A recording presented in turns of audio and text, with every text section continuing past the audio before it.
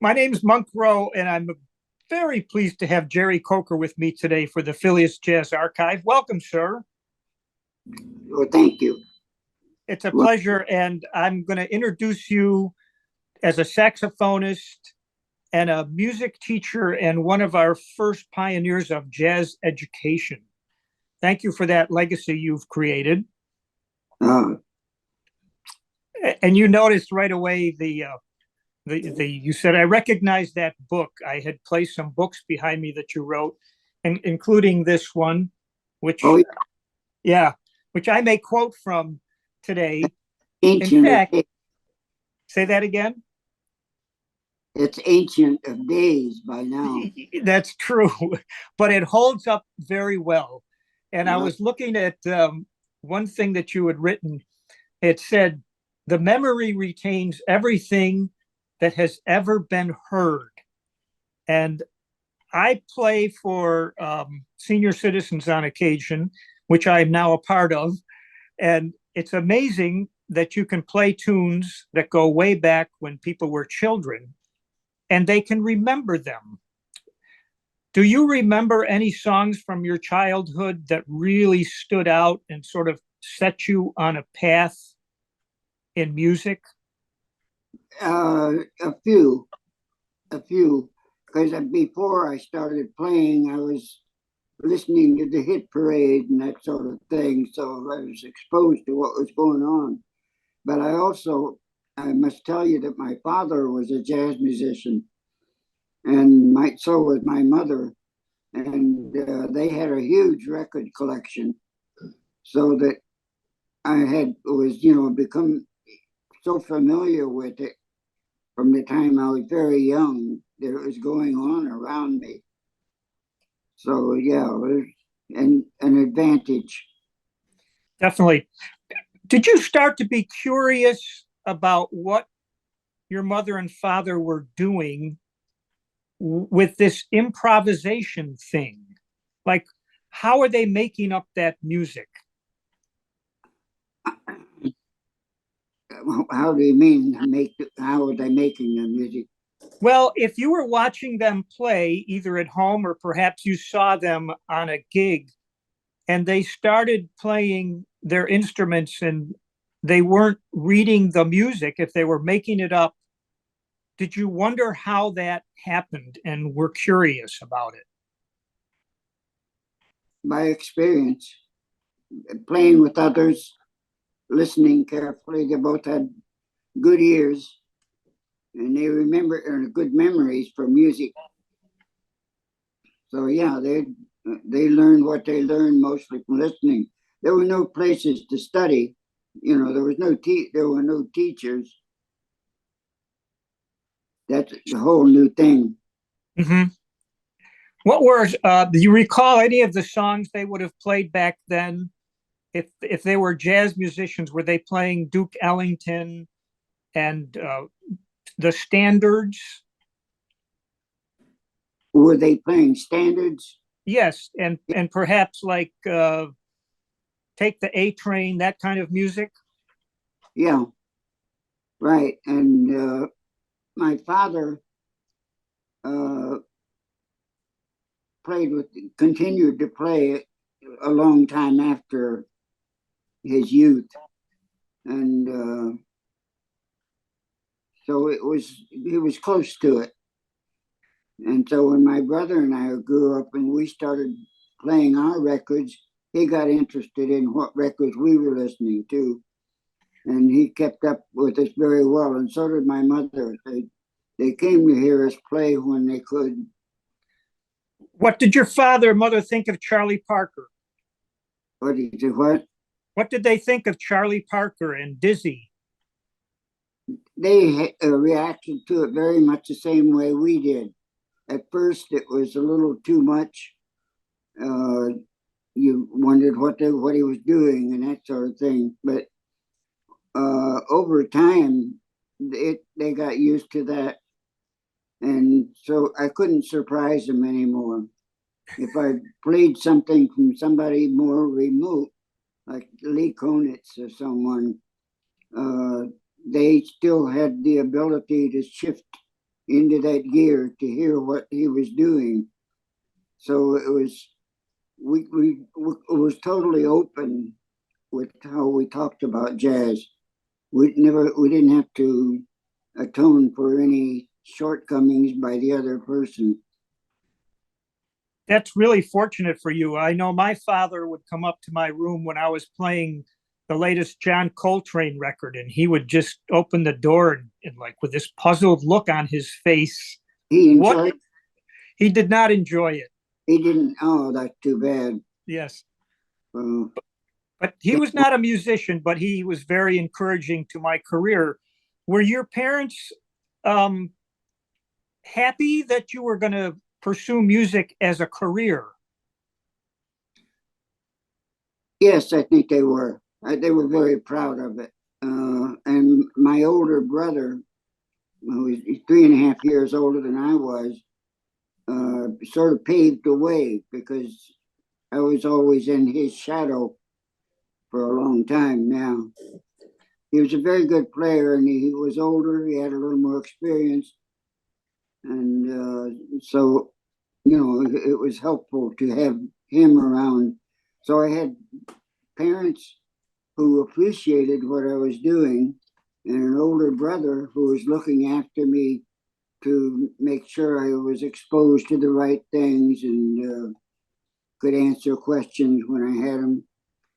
Eventually, it turned around to where he would ask me things, but it took a while because he was a smart person. He had a very high grade average in school and in the universities.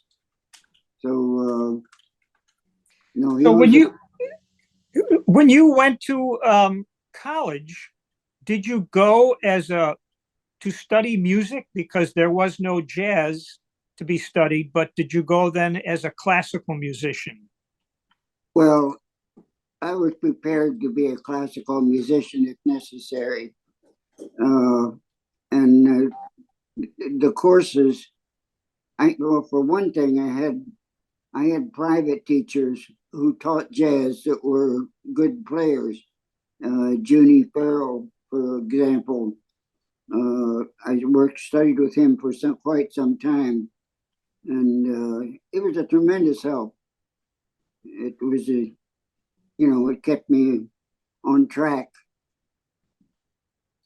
When your Woody Herman Orchestra, I almost think that I feel like I missed my era because I always had fantasies of playing in the swing bands, which you did. What did you have to do to get into the Woody Herman Orchestra? Did you have to audition? Sorry, Did you have to audition?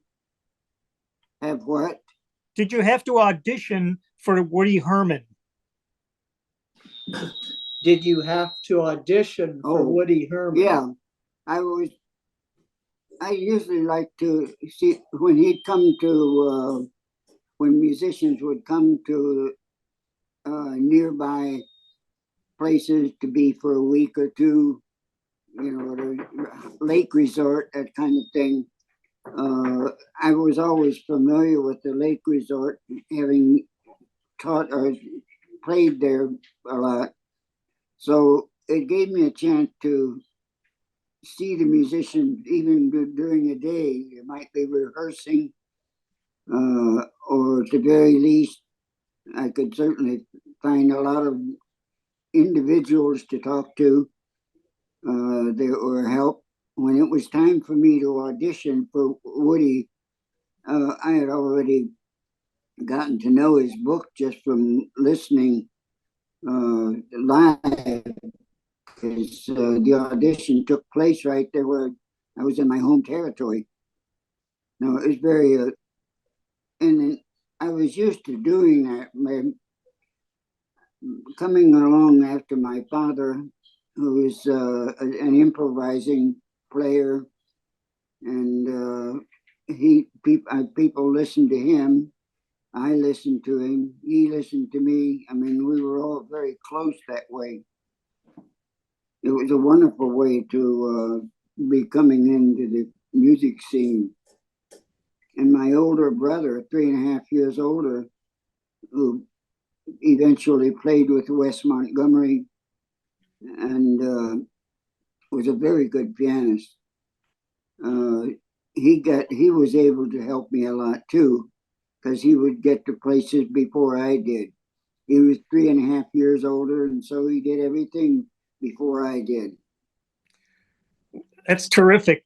So you were in your early 20s, and you're going to go on the road with the Woody Herman Orchestra. I mean, this is an obvious question, but were you excited about it? Yes, I was. I wouldn't say it was as stark as it was for others, because my father was a professional musician, my mother was a professional musician, my older brother, and so it was just another band, it was another playing experience. There wasn't the same romantic, thing about it. A little bit of it, of course, because of the history of it. I'd heard his band so much on record and in live as well, and so it was a realistic kind of thing for me. I wasn't overwhelmed with the opportunity, Yes. For it, but I expected it to happen sooner or later. Do you recall what your salary was when you first went on the road with them? My what? Your salary. How much did you get paid? Oh, wow.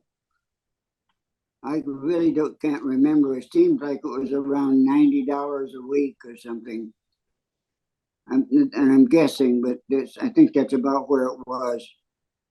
And I didn't do it for the money, Yeah, that's true. Did you have to pay your own hotel and all that kind of thing? Oh yeah. Well, you just figured that part of your salary was going to come out to pay for your room and board, so to speak. So who were your sax in the saxophone section back then? Was it Herbie Stewart, and was Zoot Sims there during your stay? Was it what? The other saxophone players that you were playing with? Oh, well, none of them were like Stan Getz or Zoot Sims, big names, but they were pretty good players.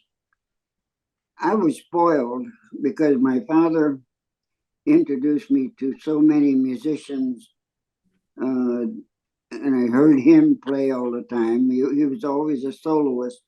I could catch him on the radio playing with bands and things. And so it was natural for me. It wasn't like an overwhelming kind of pressure.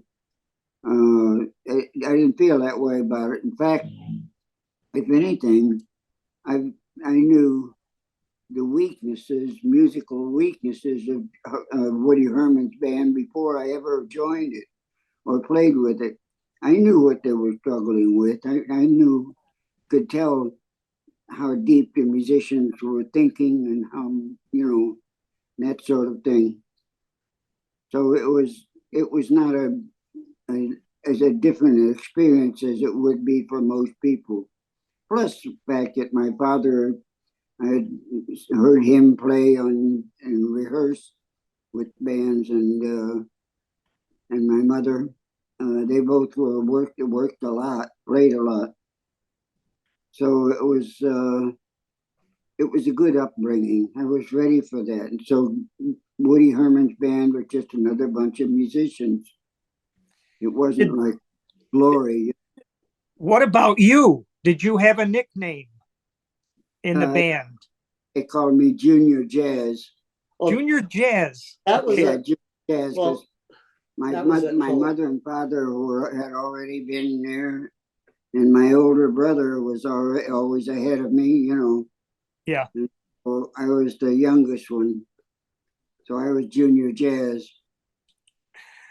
Well, I I read a story in a book about Woody Herman, and the band was in Seattle, and that you forgot that they had a gig one night and they left without you. Do you remember that? No. Okay. Well, I'm going to remind you because the story was you forgot they had a gig and you found a bus to get there and you got there an hour and a half late and you thought everybody was going to be mad, but instead they had taken bets on when you were going to arrive. Oh, right. Yeah, I remember that. I don't remember who won. I know it wasn't me. Was Woody mad at you for being late? I beg your pardon. Was Woody mad at you for being late? He was like a father to me.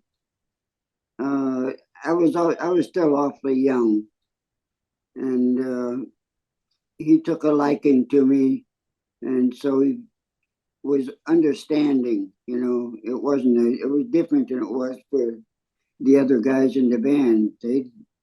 For them, they were liable to lose their jobs over things like that. You know, but Woody was very fatherly to me. What did you learn from the other musicians in the band who were mostly, you used a term, pure professionalism in one of your books describing those musicians, that they were mostly self-taught. And I wonder. Mostly self-taught. Oh, yeah, right. No, I think it's been very recent that musicians learn to do what they learn now in a college or university. It wasn't like that, you know, at the time I was growing up, and it certainly wasn't like that at the time the other players in the band were growing up because they were all older than I was. But they had to learn. They all learned the same way, going and hearing things and sitting in and that sort of thing. But it was a very different experience. Whereas for me, I already knew the inside feelings of a jazz musician, what they thought about, what they needed to know, what they practiced. Because all I had to do was watch my brother or my father or my mother. They all practiced and practiced a lot. It's almost like you were starting to work on your books back then by the fact that you knew this material and the other players really did not. That's right. That's correct. I was working very hard on musical materials, and I grabbed the opportunity to, you know, to talk to somebody who was in better shape than I was, you know, just to find out where their heads were and what they were thinking. Mm-hmm. Actually, the upshot of that is not many of them thought very deeply. They seem to have learned to do it in a more natural way. It wasn't like a study subject, but simply that they started doing it when they were young and they learned from each other. It's a good way to learn, but it did put me in a different light because I had a reputation among Woody's band as being too generated by thought and understanding. You know, like they felt like it was demeaning to jazz to intellectualize about it. You know, but they were wrong. Oh, interesting. Yeah, because they were using mostly their ears, and so I can sort of picture how they might have listened to you and perhaps they were a little jealous, or they just were somewhat threatened by the fact that you had this knowledge? I think it came as a surprise to them because I don't think there were very many people nationwide who were any further along than what I was for the age. And I grew up in a family of jazz musicians, so that I was used to thinking about it. It was not a go to jam session kind of thing and learn by listening, but you listen, but you had to have some information behind it, so you could move faster. You could improve more quickly. So you left Woody Herman and then you ended up with Stan Kenton. Yeah. Stan Kenton's band musically was quite different, wasn't it? Oh, yeah. Yeah. Well, actually, a lot of both bands' music were less than what I was used to, because with the people that I grew up with, and we were members of the same band, we would all be writing charts for the band and learning from each other. And most of the people who were on Woody's band or Stan's band didn't have that kind of a background. They were sort of winging it and succeeding, but I was considered to be kind of a over intellectualized musician, if you want to think of it that way. But they appreciated me. They just didn't. I couldn't converse with them the same way I could with my father or my brother or my mother or other musicians. Mm-hmm. And I had a couple of good teachers too back then. Sandy Runyon was one of them, and another one named Junie Farrell. And they were very good teachers. I didn't pick them. My parents picked them for me because they knew that I could learn something from them. And indeed I did. Did you get tired of life on the road, riding on a bus, etc.? Rather quickly, I got tired of life on the road. No, I didn't. It was maybe interesting to me for the first couple of weeks. And after that, it was just, where are we going now? What time do we have to be there? But it was more, I no longer was looking forward to be traveling. And I did get to go to Europe with Woody's band. So there was that, it was that kind of travel that interested me. Mm-hmm. Were you married by then? And no. I wonder, you were not? No, I wasn't married until several years after the Woody Herman experience. And my wife, at the time, was married to one of the trumpet players in the band, and who became a very good friend of mine. I worked with him a lot before he died, and we shared a lot of the same things in our love of music. Did you start looking for another way to make a life in music, to make a career? What can I do besides ride a bus? You mean like teaching? Correct, yes. Right. No, I got tired of road life very quickly. It just took a month or two and I was ready to forget about playing on the road. And if you forget about playing on the road, you really need to forget about playing with big name bands, because what they're going to do is go on the road. And so that was a stopping point for me. I couldn't stand the idea of living the rest of my life traveling and checking into hotels and motels, that life didn't appeal to me. I liked the music, and obviously, and the problem was that those groups never came up to my expectations. My parents were ahead of us, and my older brother, was like a comrade in arms kind of thing. We both felt the same way about everything. But it was, it was a good learning situation because it was around me all the time. Mm-hmm. It would become a topic over supper, you know what I mean? Yes. Or vacation.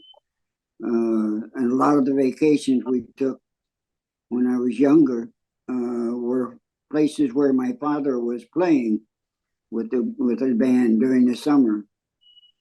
So we got used to the life. I see. When you, I'm going to fast forward a little bit, and you went to the University of Tennessee. And can you tell me how that jazz program came to be? And was it hard to convince the other music faculty? Well, by then I had already taught in other places, and I kind of knew what the other side was thinking.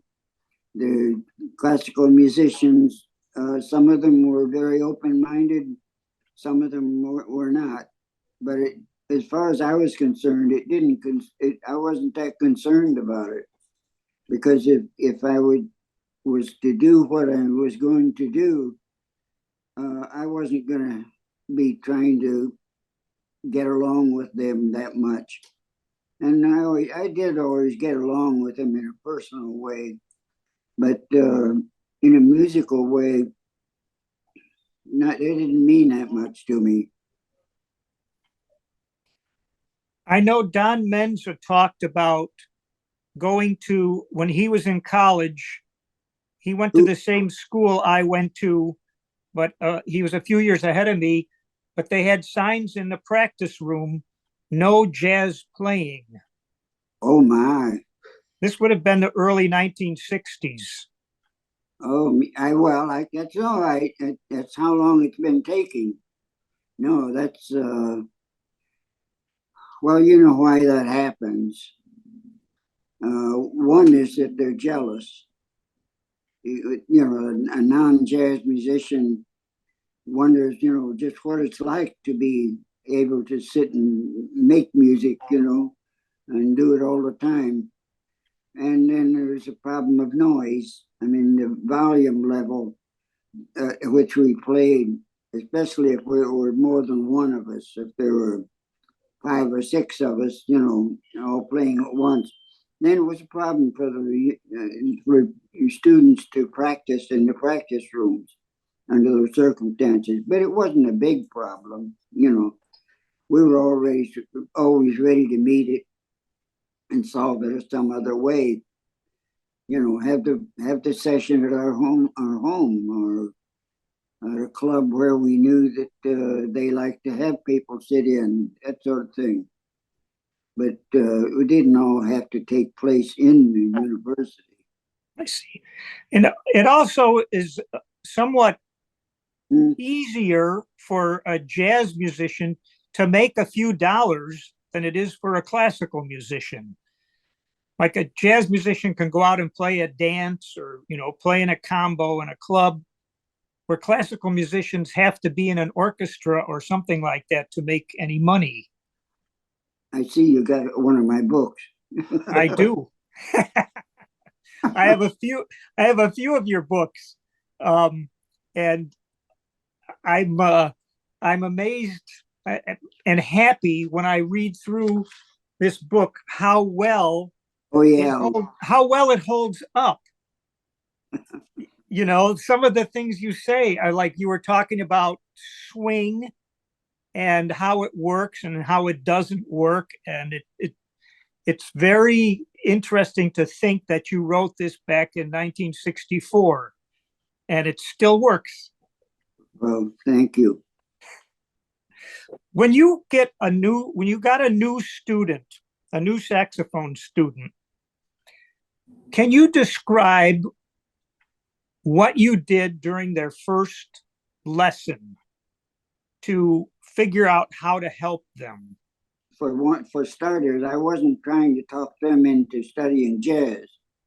Okay, if they did, fine. If they didn't, it was okay too, because I also play classical music and play the other woodwinds, oboe, flute, clarinet, bassoon, and so I had that experience behind me.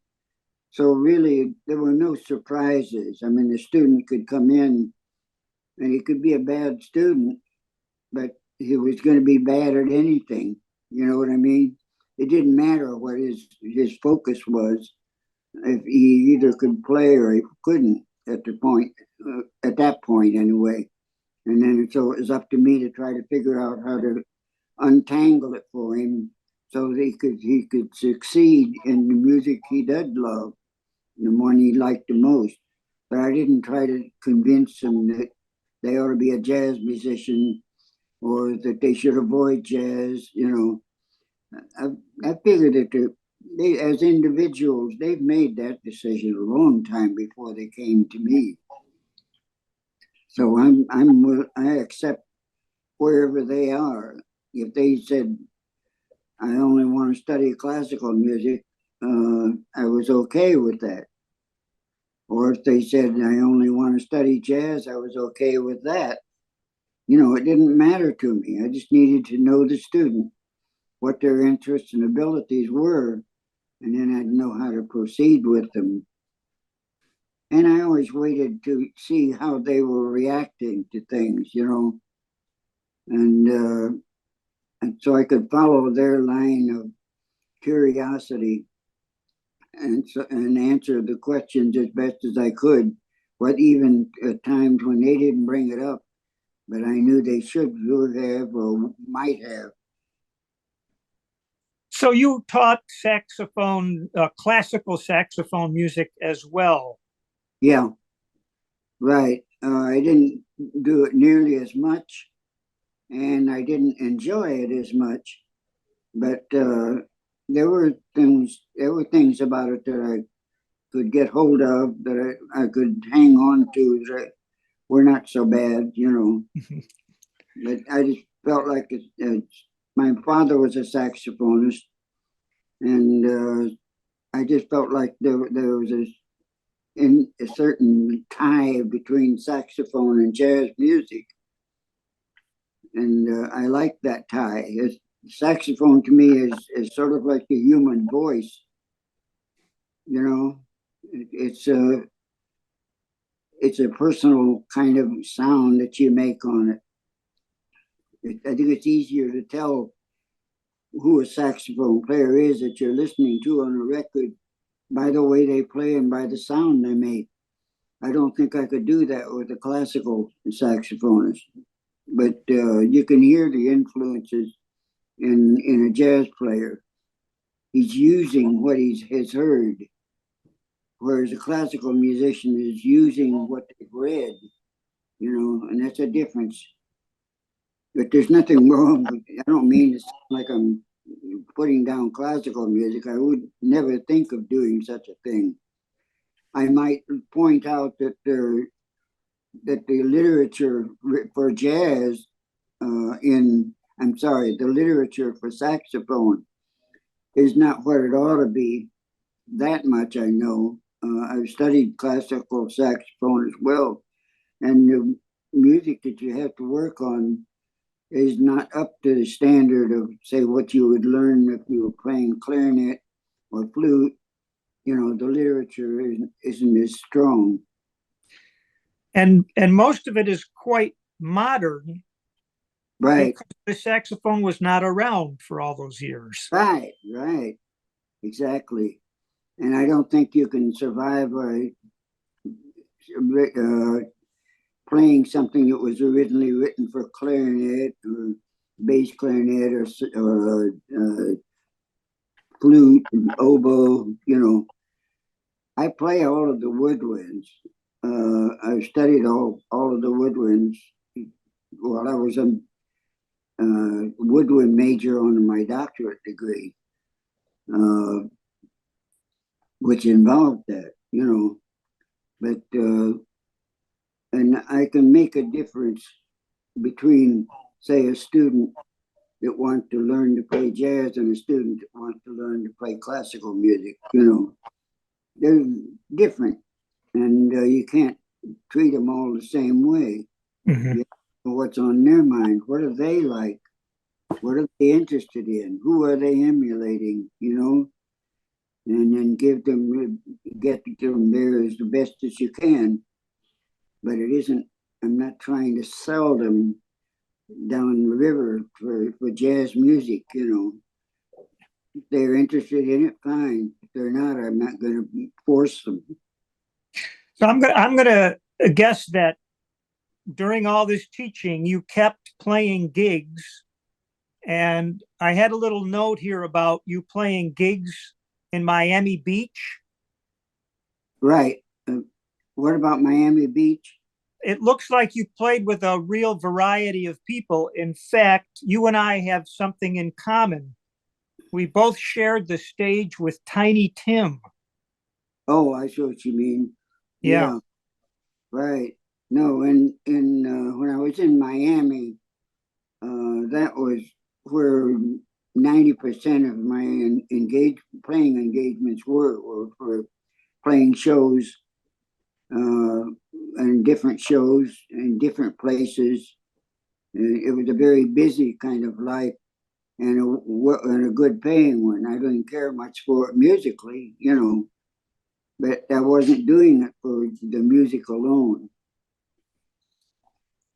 And who was the biggest name that you recall playing with at Miami Beach? Someone really well known.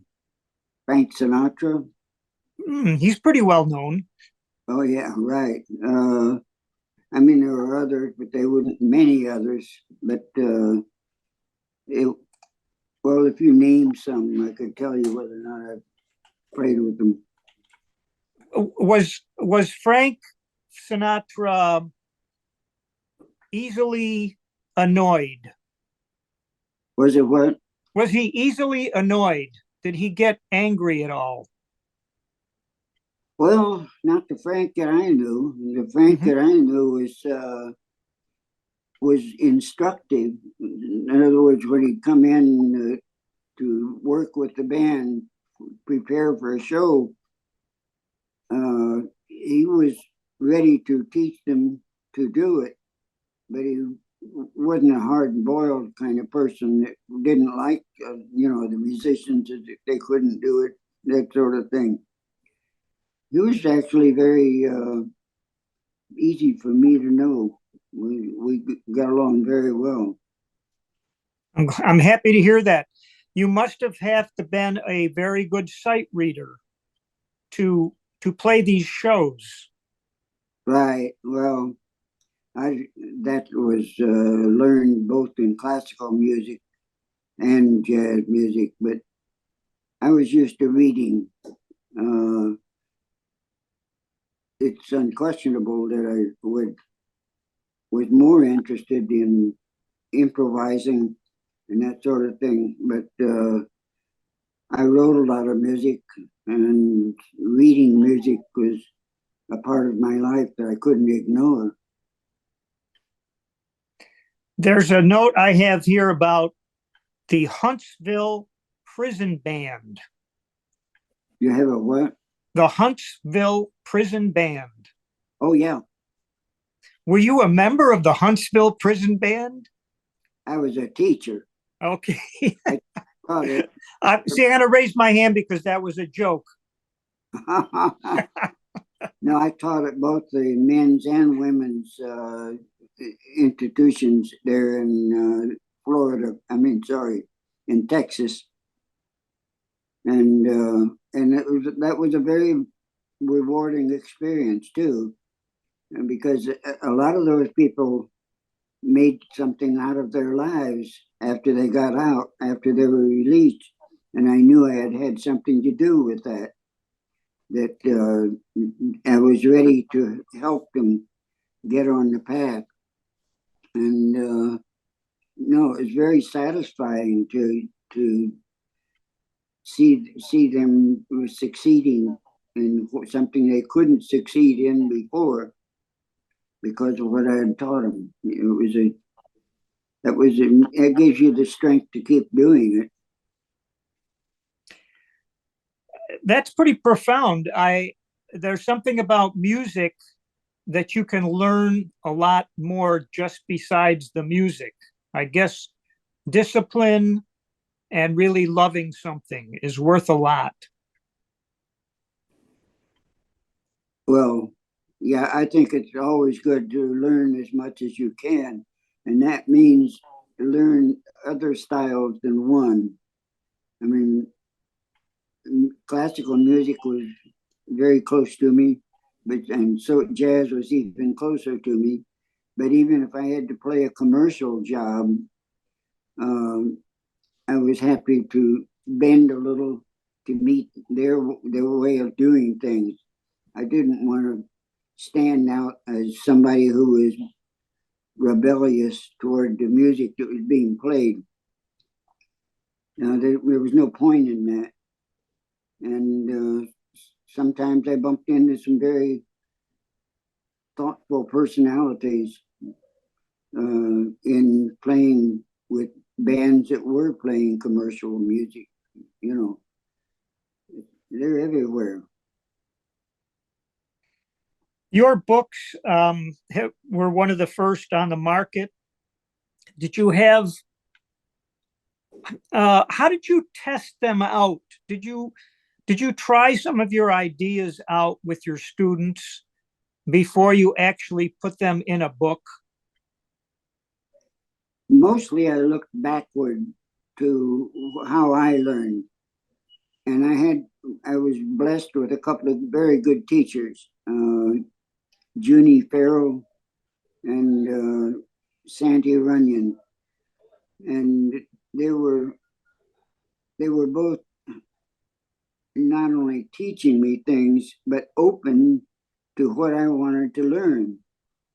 And so it gave me a good attitude about studying, about practicing. You labor for these, for these things, get them to come to pass. Did you have trouble finding a publisher for your books, especially, in the beginning? It came to me. They came to you. Right. What happens in a lot of cases that I'm sure is that based on what you might have written for a master's thesis gets their attention, or you write an article for a jazz magazine or something, and the right person reads it and knows and feels like, hey, we could use him. And of course, my students are the best advertising of all, because if they're out there and they're making it and the players they're playing with are appreciating them, they want to know, how did you learn? Where did you go? And so that ends up feeding itself. I wonder if you're amazed by the fact that jazz education is now a huge business in America. Right. That was natural. Jazz is more of an everybody kind of music, including classical. I mean, jazz musicians generally know quite a bit about classical music now. And they know about the commercial side of the music, the the dance bands, kind of thing. Uh, they're they're not all hard boiled, jazz musicians that won't look to the right or to the left anymore. Uh, they do a lot of studio work, recording, which causes them to need to have the jazz background, but they're not really there to play jazz. You know what I mean? They're not about to be an improvising musician when they come into the record day. They just need to be stylistically versatile. And we get into that too when in playing shows. When you play musical shows, there are all kinds of things. There might be a gymnast on one time, and a vocalist on another, a dancer on another, this kind of thing. And the same way with their backgrounds, there are all different kinds of people come in on shows. And when you work a lot of shows, which I did, then you're getting inside their minds as they work with you. You find out what they know, what they don't know, and but you learn a lot yourself. I've got just two more questions for you today, and I wondered, when you started writing arrangements for bands, was it a thrill to hear it for the first time? Oh, sure. I think it's probably what most arrangers or composers, that's what they go for, is they want to hear their music being played. And especially if it comes out good, If it doesn't, I don't know what they would do. I guess they would stop writing. Yes, it's not as easy. It's easier to fix things now with the computer programs, but back then you were using a pencil and a score pad, and you sort of had to trust your ear that you were doing it right. That's right. Well, I think there's, even if I did use modern methods, I still would want to know the old method, the natural way to do it. I wouldn't say that the new outmodes the old. It just adds to it a different way of approaching things. And am I correct that you went on a tour of the Middle East with the Indiana University group? Right. Yes. That must have been quite an amazing experience for a young man. Or how old were you? Mhm. How old were you when you went to the Middle East? Oh, yeah. And was Randy Brecker on board for that one? Oh, yeah. Yeah, Randy was a heavily featured person in the band. It was obvious that he was going to be a good player, but no, he wasn't the only one.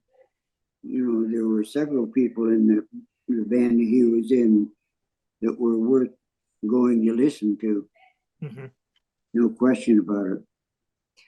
I have a note here that he got a nickname called the Lion of Aleppo. Right. Well, that came, Lion of Aleppo is a term that was used by the people of one of those countries that we visited. And it was their way of talking about somebody who was important. Lion of Aleppo just became sort of a cliche. And so it was natural that when you had a soloist that was succeeding, no matter where you went, they were like a lion of Aleppo. They could get through to anybody with their playing. You recorded a number of LPs or CDs. over the years, and I wonder if you ever put them on to listen to yourself. No. Sorry. That's okay. Most musicians respond with the same answer. Well, this has really been a joy for me, and I appreciate you taking your time today. It's perfectly right. And I enjoyed talking to you. I'm going to close with something in the beginning of this book, and it said, "The training, care, and feeding of the jazz musician is something which many of us ought to be more concerned. For jazz is a significant and vital musical language, truly of our time. Its value has increased with the years as it developed beyond its humble beginnings to become a sophisticated art form which speaks an international, worldwide language." That sounds great. I'd like to use that in the book sometime. Well, I'm going to give you permission. Okay. You know, it was prescient at the time, and it's still profound, Mr. Coker. So, as I said, thank you for your time, and I thank Curt, your son, for helping us out here, and I appreciate it very much. Okay. I enjoyed it, and I enjoyed meeting you. Likewise. We'll do a virtual handshake. Right. All right, there you go. Thank you very much. You bet.